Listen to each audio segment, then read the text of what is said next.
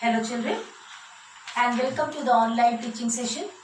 Children, in the previous video we have seen the chapter number 2, that is Madhobi the Spring Flower, and we have seen the summary of the poem.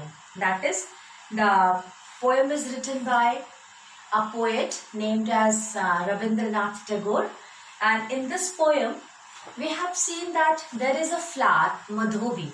It's a spring flower, and as soon as the flower arrives, it just wanted to go for dye. But the leaves encircle the flower and then they do not allow the flower to leave or to die. After all these things, some stars came, then the southern breeze came. They murmured into the ears of the flower and they said, "Oh dear flower, now it is a time to die because it is going to be morning as the dark night has already gone. So you have to come with us. That is, you all have to die." But the leaves, they are not allowing the flower to die. So they are simply crying, shouting, and they are not leaving the flower. So this was the summary of the poem. Now the poem is very beautiful. In this poem we have seen some words, and that is called as the personification.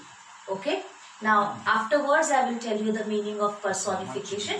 We'll see some words are personified, some things are personified. So before these explanation, we can start the question answer.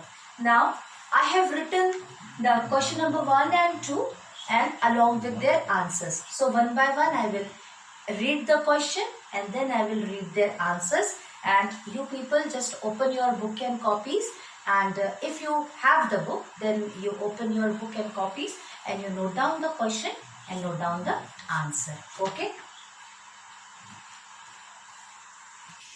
See, question number 1 is, which two lines in the first stanza show that Madhobi is a short-lived flower? Now see the answer. Is in rush to leave as soon as it arrives.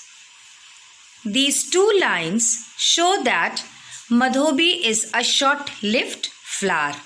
Okay? Note down this question and note down this answer. Now come to the question number 2.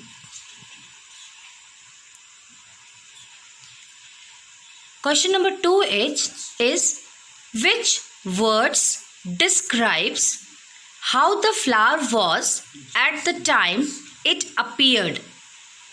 And the answer is, the words sudden wave of splendor describe how the flower was at the time it appeared.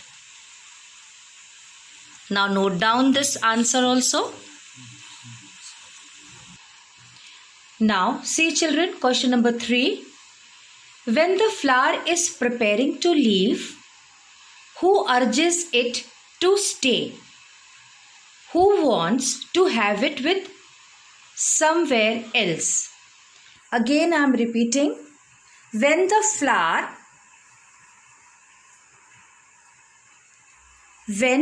flower is preparing to leave, who urges it to stay?